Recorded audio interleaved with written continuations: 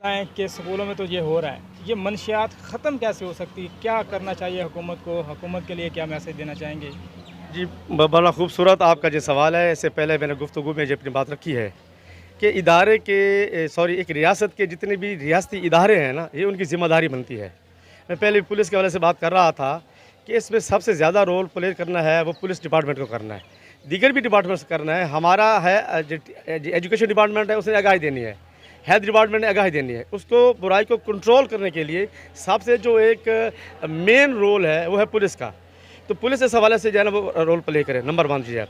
दूसरा ये है कि जो हमारे खुफिया इदारे हैं, जो हमारे रियासती इदारे हैं, उनको ये चाहिए कि ये जो एक तो है लोग पीने वाले होते हैं, मनशियात को इस्तेमाल करते हैं, सवाल ये पैदा होता है कि बनती कहाँ पे है, बनती कहाँ पे है, कहाँ बनाई जाती है, कैसे कैसे स्मगल होती है, कैसे कैसे इसको लॉन्च किया जाता है, उन मगरमच्छों को भी पकड़ना, ये बेखसूस रियासती इदारों की ज़िम्मेदारी है।